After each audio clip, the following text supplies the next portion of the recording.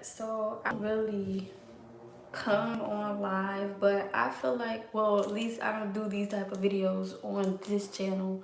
If you know, I have another channel that's kind of my ministry channel where I give birthday advice. Well, actually, I guess this is the right channel to be on. So I'm gonna keep it short because my phone is on 8%. But I just got off the phone with my brother. And this is a brother that I grew up around. We always was like this. I felt like I could always talk to him and he would understand. As the years went by, I always noticed that anything I would say to him, like as far as speaking on um anything to do with mental health, um just seeing a situation in a different way. It's like he always be like, no, I don't want to talk, or he'll hang up. And prime example, I'll give just what just happened.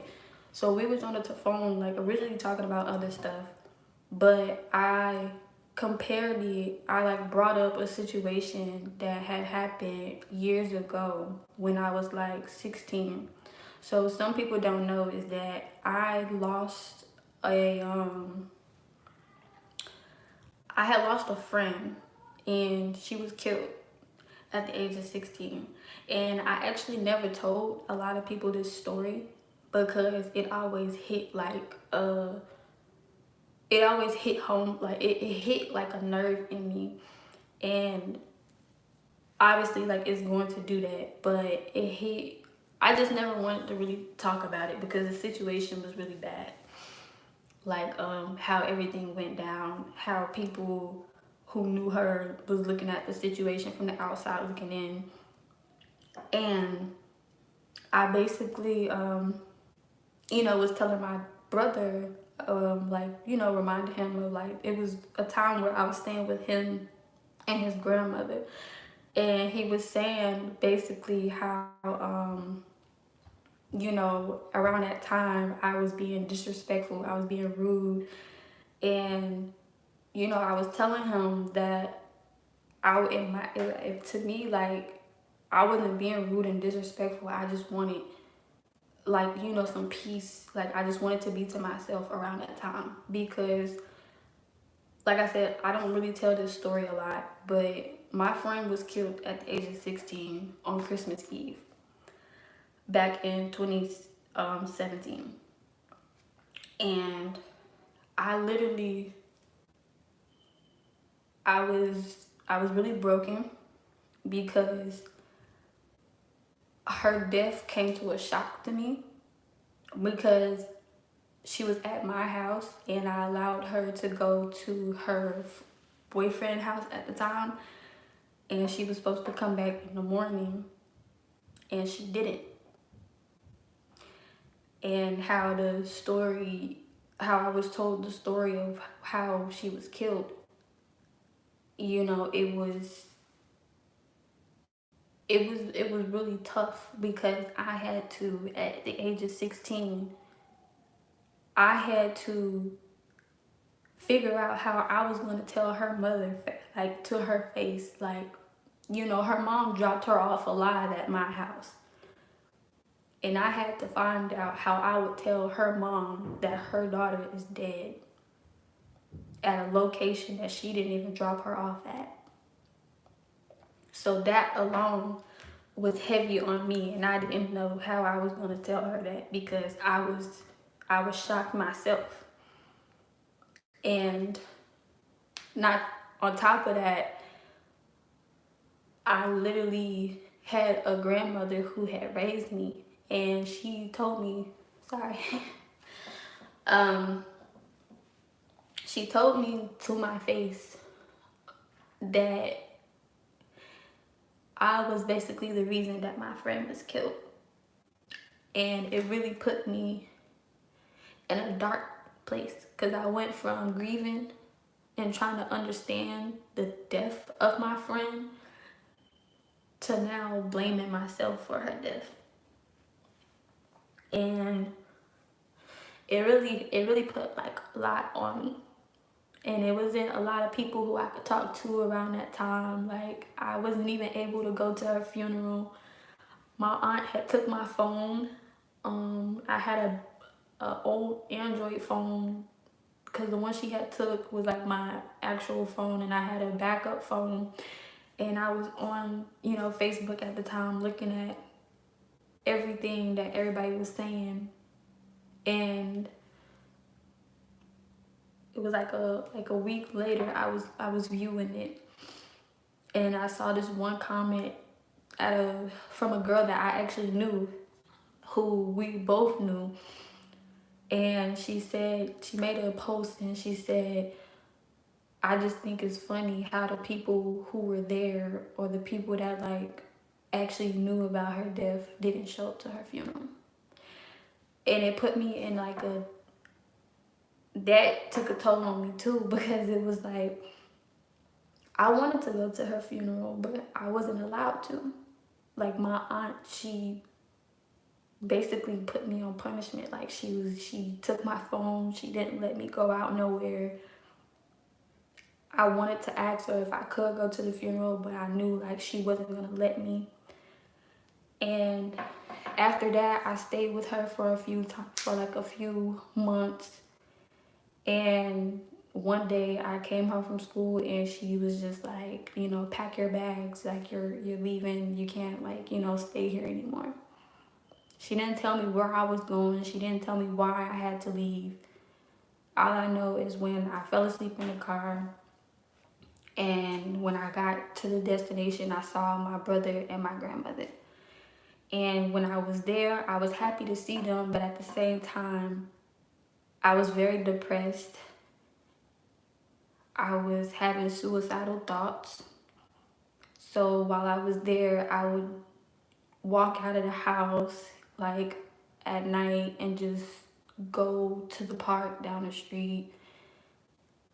And like, I don't know, like I would just be out of it. And I would have thoughts of just taking my life away. And this is something that, like I said, I never spoke on, like, until this day on the phone with my brother. And I was telling him, because he was like, oh, well, around that time, like, you was just having an attitude with us. Like, I remember G-Ma would try to talk to you, and you would just walk past her. And I was telling him, like, it wasn't that I had an attitude. Like, you gotta understand now that, like, I was depressed. And it's like I wanted to talk, but it's like I couldn't, because the only thing on my mind was me being blamed for my friend's death.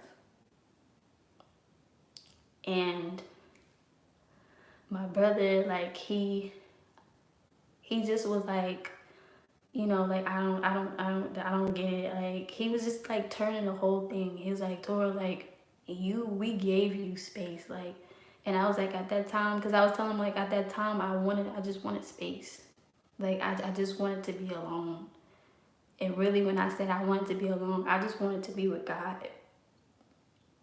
Like, I really just wanted to be to myself.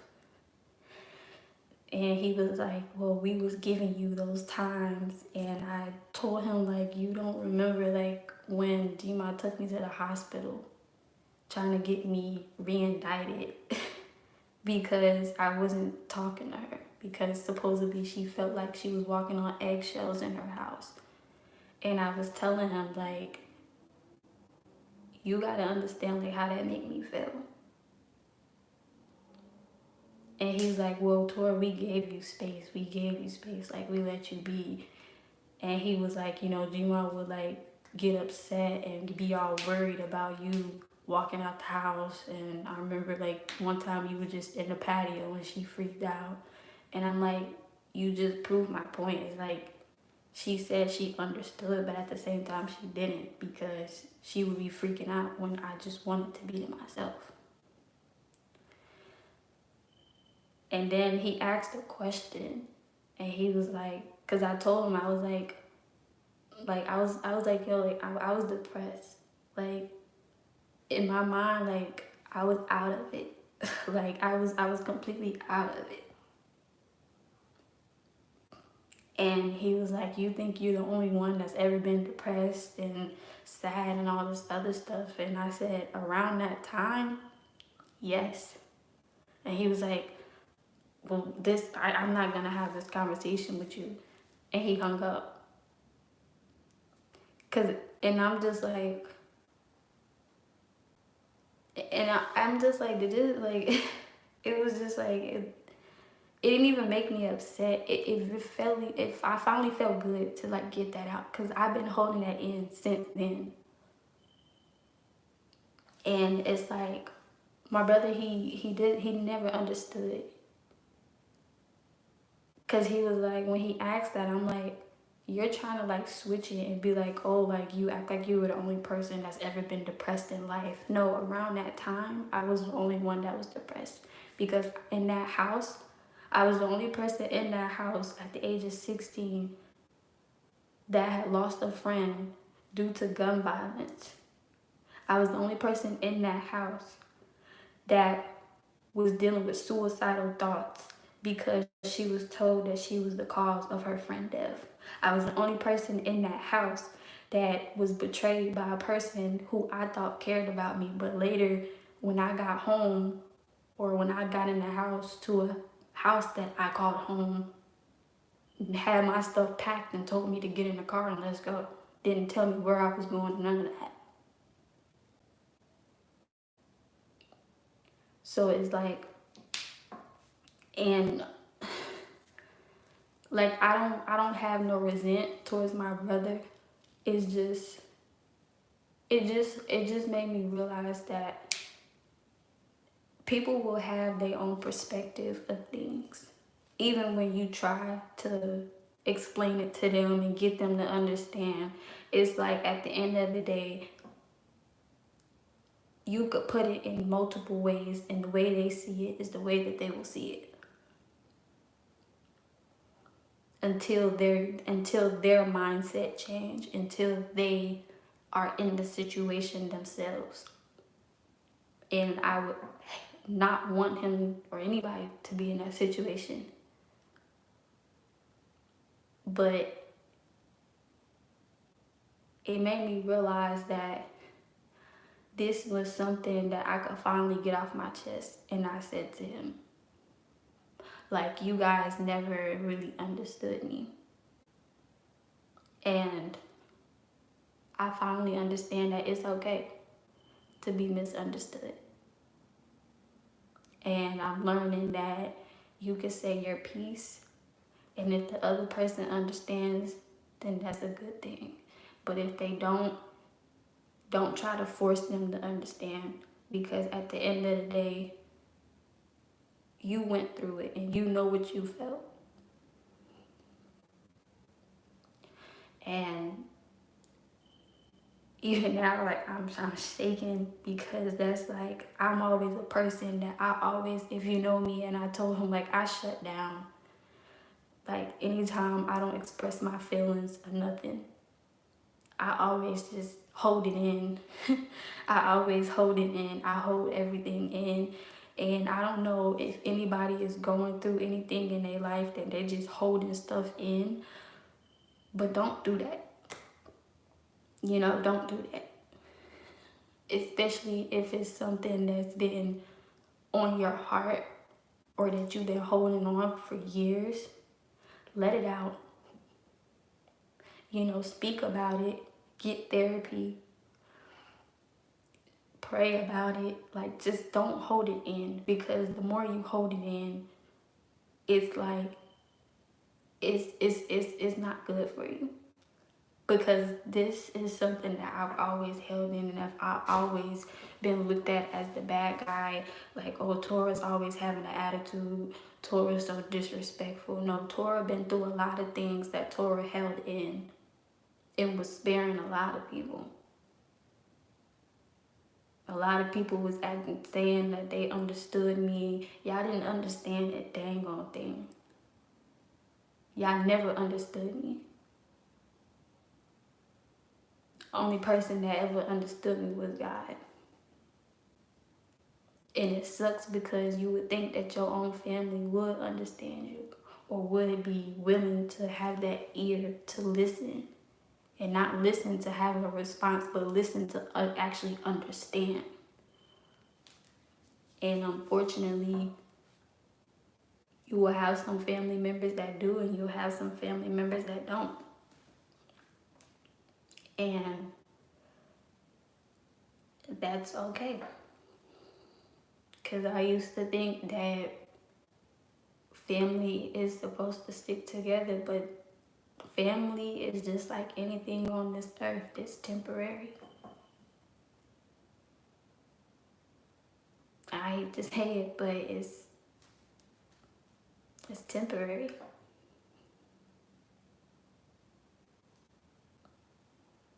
And I'm learning that family is not blood. Family is the people who love and support you and who are willing to listen to you. You know, family is a group of people, or just a person that you know that you can consult in and you feel heard. So that's it for this video. Like I said, I did not know I was gonna have to make a video like this, but hopefully this helps someone out.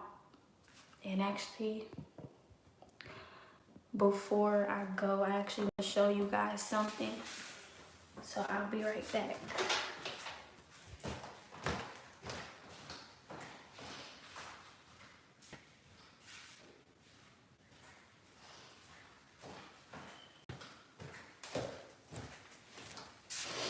Alright, so real quick, because I don't want my phone to die.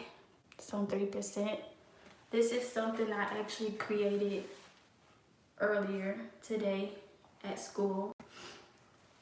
And I'll explain what it is.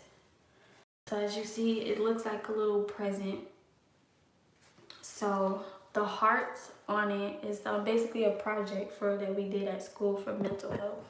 It's like supposed to be our own understanding of what mental health is. So the heart on here, it represents that without love and support in your life in some shape or form, whether it's with family, friends, just any type of love and support, if you don't have that in your life, it can affect your mental health. And it could cause mental illness. The snowflake, it represents the coldness and the isolation that we put ourselves in when we do go into these mental health moments, depression. It's like our hearts become cold, like ice or like a snowflake. The flower, it represents that everybody knows in order to take care of a flower, you have to, in order for a flower to grow and blossom, you have to water it and take care of it every day. And that's what it's like with your mental health. It's like each day, some days are good, some days are bad, but the more you continue to take care of yourself, it's in the end, like a flower, you'll blossom and it'll be beautiful. The different patterns represents the emotions that we go through mental health. Some, like the sketchiness, is like one day we're happy, one minute we're sad, one minute we're depressed, we're angry, we're sad. And then the rainbow represents what's on the inside of us, which is joy, laughter, love, you know, the person who we really want to be. So it's like all of this is kind of what's on the surface. You know, when you And it also represents like a present. Like this is the outside. You know, on the outside we see like we see a lot, like a person on a person's face, like they look happy, they look sad. But it's like you can't never always judge what you see on the outside, because behind all of the broken heart, the isolation, the trying to constantly put yourself back up, behind that is just a person who just wants to live life freely and just be joyful and loving. And it's so crazy that I actually got on here and had to tell this story about about you know, the conversation I had with my brother, because it's crazy because I didn't even know that conversation was going to go that way. And it's like everything, all this stuff about mental health has been just popping up. Like even tomorrow I have to speak. I'm joining like a committee to speak about awareness of mental health, and it's like mental health just keeps popping up. And I've been asking God, like, what is my purpose? And I feel like it has something to do with teaching. And I even ran into a person who stopped me because they saw my saw this, that I was carrying it, and she told me like that she was battling depression and she was having some mental illnesses, and she said that she wanted to do something about that. And we exchanged information. So I don't know, maybe God is about to open some type of door to have me do that. But yeah, mental health is definitely something that we need to talk about more, because it does have an effect on us in our everyday life. And it's a lot of that can cause it. But that's it for this video. I love you guys, and you know, just take it one day at a time, and you know, remember everything I said in this video. And just to be clear, this is not to bash my brother. I love my brother, but it just showed me that even some of the people that you thought would understand won't really understand. And that is okay, because you know, later down the line, hopefully they'll understand. But yeah, y'all stay strong, stay prayed up, and